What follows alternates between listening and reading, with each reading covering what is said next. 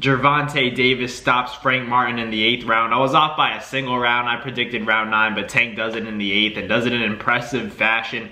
What a fight. What an event. It just, you know, to see Tank back in the ring, you just remember how good he is. You remember how excited you get. You get a little bit nervous, honestly, because I was thinking a year layoff to come in a comeback fight against a guy like Frank Martin. It's not going to be an easy night. Tank honestly had an easier time than I thought he was going to have, honestly. I thought there was going to be a little bit more resistance coming from Frank Martin, but not anything of the sort. You know, Tank was just too much. You kind of saw that at any moment, even though Frank Martin was the guy that was being the busier fighter, no matter what, just one of Tank's shots seemed to be more devastating than a combination coming from Frank Martin. Frank Martin did a lot of the right stuff, a lot of the stuff that I said that he needed to do in order to beat Tank, but it just ended up not being enough. No matter what, if you don't have the firepower to keep Tank off of you, then you really have nothing for him. And honestly, at 135 pounds, I just don't see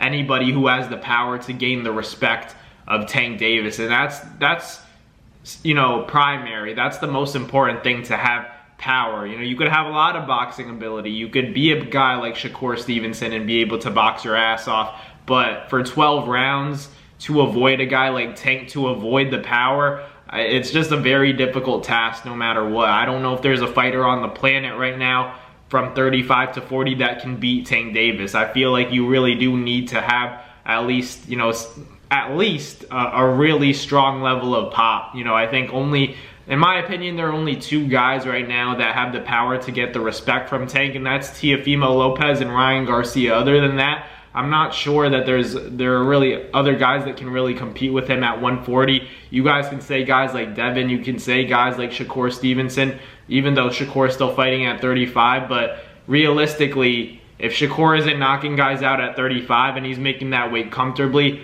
I don't see how that power can really affect Tank Davis in an actual fight. You know, I don't know, as good as Shakur Stevenson is, as skilled as he is, how can you not favor Tank right now after what he did to Frank Martin? Like, Frank was having success. I personally still had Tank up by 1 round, you know, even before the knockout took place, but it was close. It was close, and Frank Martin did a lot of good stuff, but it's just, can you maintain it? That's the same question over and over. Can a fighter maintain it? You can have success early on. Tank can give you those rounds, but once he turns it up, what happens? And Frank Martin fell victim to it. And I said that was going to happen. I said that Frank Martin was not going to be like any of the other fighters. He was going to show us that he could match Tank in some areas where it was the speed, it was the footwork, the defensive ability, and he showed that. When he was backed up against the ropes, he found his way to maneuver out of there and make it look easy, but he found himself against the ropes a little bit too much. I agreed with a lot of the commentary where once he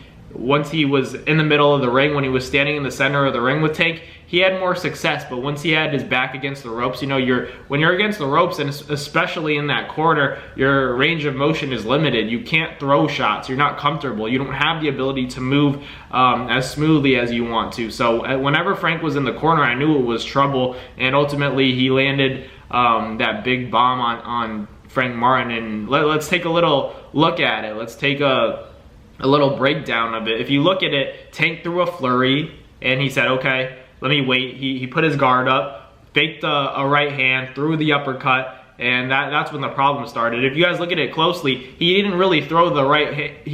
Tank didn't really throw the right hand to land it. He threw it to open up Tank's guard down the middle, and then he landed that left uppercut, and that's where the problem started. And Tank just finished it off with that left hand, but it was really the uppercut. It was really the right hook that faked Frank Martin out and made him, you know, open his guard a little bit to defend that right hand, and then it came right down the middle. You know, it was a beautiful combination, honestly. He didn't even, like, it's really a beautiful thing. A lot of people just look at the knockout, they look at Frank Martin falling, but if you really look at it, that setup was beautiful. That fake right hand to the uppercut, the right hand wasn't really intended to land. It was more so to open up Frank Martin's defense and then land that left uppercut, and it was beautiful. It was a beautiful shot. a beautiful knockout. I think people have to give more credit to Tank for, you know, what he's actually setting up. You know, a lot of people just see the knockout, they see the devastating shot land on Frank Martin, they see him go down so hard and hit his head on the canvas, but look at what Tank is doing. Look at what he's really setting up here. You know, throwing that right hand to open up that left uppercut. Beautiful stuff from Tank. It doesn't get better than that in the sport of boxing. It just shows how good his IQ is.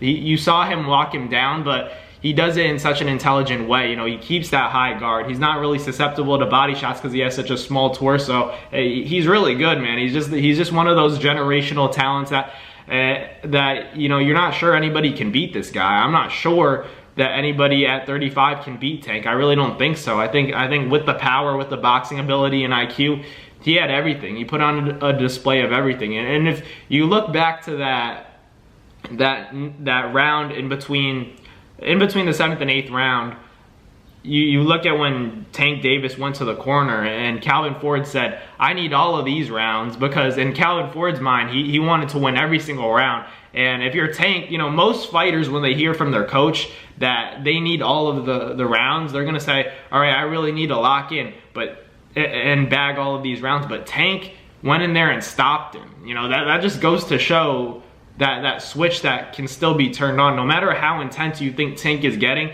he always has another gear that he's ready to shift to. You know, his ability to change it up is what makes him so special. He's not predictable. No matter what, even though he's walking guys down and doing it consistently, it's not easy to predict, because once you're on that back foot, it just makes the pressure more difficult to deal with. You know, like Frank Martin, he was having a good time. He even said it himself, you know, the mobility was what was giving him success, but all Tank needs is one shot. If you let him plant his feet for more than 2 seconds, he's gonna land something big on you, and I'm not sure you're gonna be able to get up. So that's just testament to how good Tank really is. He did the backflip after. He started dancing on the ropes before the count was even over for Frank Martin. That's a different level of disrespect. He knew when he landed that uppercut and then, you know, put Frank Martin down with that left hand that it was over. That was closing the curtains. You know, it's a wrap. When Tank knows, he even said, you know, he knew that Frank Martin was done, because when he landed that left hand to finish it off, you know, Frank Martin went down and hit his head. You know, that just goes to show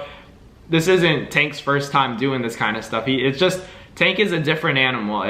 You don't see guys like this too often, where they do have the boxing ability and then they also have the power, because the power is definitely there. We knew that, but I still don't think this was the best version of Tank. I still don't think that, you know, this was the cleanest, slickest version of him. And he even graded himself like a C. He said he didn't even like his performance. Tank said he felt rusty in the ring and knocked the guy out in the 8th round. That just goes to show that's kind of scary. You know, if Tank is saying that he had an off night, he felt rusty in the ring and got an 8th round stoppage and basically put Frank Martin to sleep, I think that's kind of scary. You know, who's gonna stop this guy? He's a freight train. You know, like Tank says, there ain't no safety on this Glock.